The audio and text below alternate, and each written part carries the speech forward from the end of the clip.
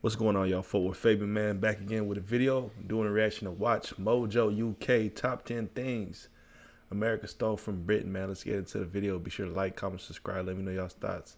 Peace, love.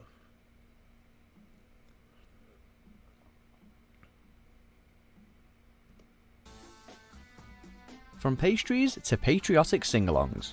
Welcome to Watch Mojo UK, and today we'll be counting down our picks for the top 10 things America stole from Britain. He likes American stuff. Before we begin, if you enjoy this video, be sure facets of American culture which actually originated in Britain. While standout British inventions are subject for another list, today's countdown tackles typically American things, which the US has the UK to thank for. Number 10. Apple pie. As American as apple pie, right? Wrong.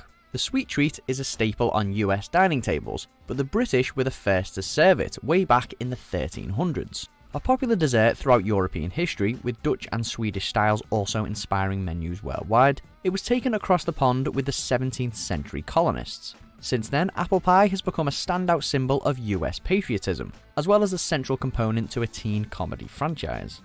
That makes sense, though. Excuse the the booty cheeks on the kitchen counter here, but that makes sense, man. Apple pie seemed like a British kind of dish. I'm not a big fan of it. I liked when the apples tend to be cooked down. Sometimes you get apple pie with these solid chunks of apple in it, and it's just like, it's distasteful, man. How are you supposed to eat a pie? You got big closing chunks of apple in them that it's not even cooked down. As a kid, I used to be a fan, not a fan now, but it seemed like something that'd be British, though. It's not what it looks like. It just does. Number 9. YMCA. Way before village people turned this institution into a cheesy disco anthem, and long before the YMCA swept across America, the Young Men's Christian Association was the brainchild of English philanthropist George Williams.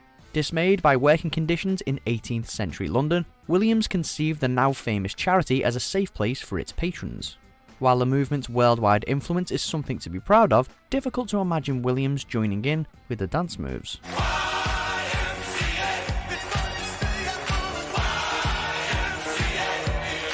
Number 8. Chocolate bars. I think I'll eat it now!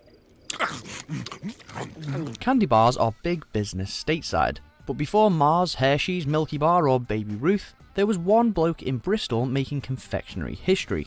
Joseph Fry finalised the first mass-produced chocolate bar in the mid-1800s, around the time that the Dutch developed a chocolate press. Fry's chocolate cream hit shelves in 1866 with a famed fondant filling, so what y'all and the trying to bar say? can still be bought today.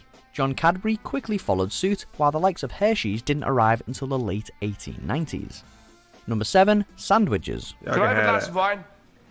Okay. And a ham sandwich? A sandwich, bruh. That's like as American as it can get, right? You like?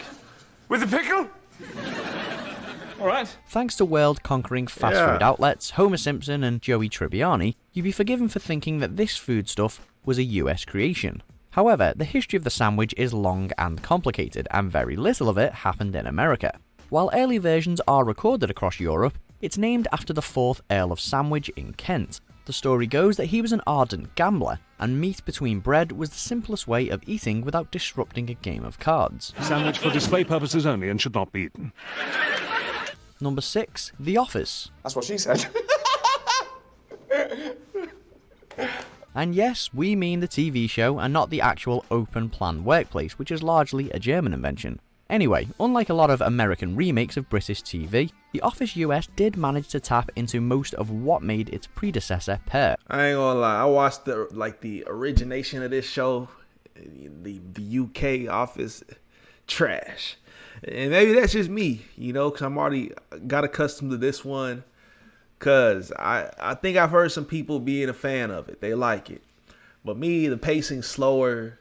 The satire is not the same. Just the humor, it's not as relatable. You know what I mean? And I think it's older, like way older. But after 9 series and a shed load of awards, let's just remember where it all started. Steve Carell's Michael Scott is hilarious in his own right, but for fans of the British original, he'll always be David Brent in disguise. 01, 03.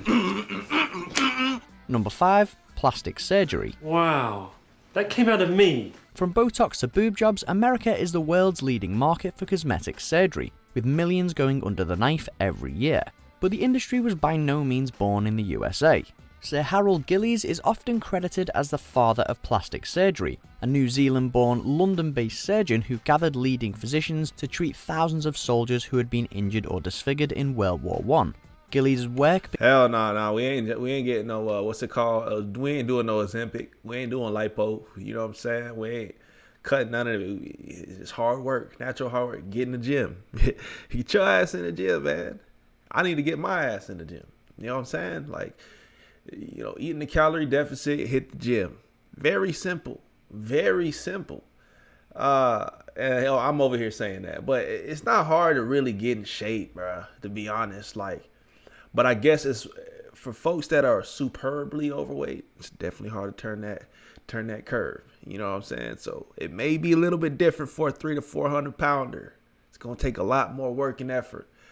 But you know, you 30 pounds overweight, like 40 pounds, you can kind of nip it in the butt.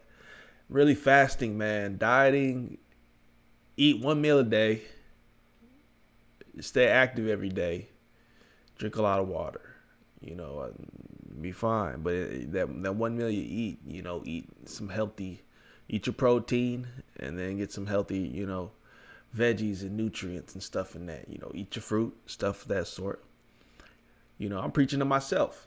But I think if you really put your mind to it, ain't no need for lipo. Became a blueprint for all sorts of reconstructive procedures and a starting point for today's aesthetic options. Number 4, the light bulb. A supposedly serial stealer of other people's ideas, Edison? Thomas Edison's light bulb moment is considered one of the most significant steps in modern technology. Hey, Edison, how about sharing some of those light bulbs, huh? Hey, figure it out for yourself, man. But experts are continually divided on just how much Edison did to develop the design.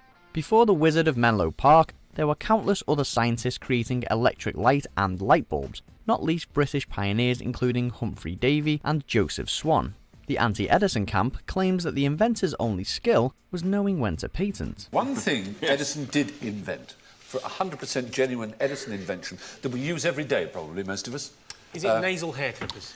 Number 3, donuts. One little bite won't hurt you. Now, the origins of the donut are a sticky affair, with claims and counterclaims sending historians round and round in circles. However, while a stronger suggestion remains that the Dutch took the treats to America in the mid-19th century, a 2013 discovery seemingly proves that the Brits were baking them at least 50 years before.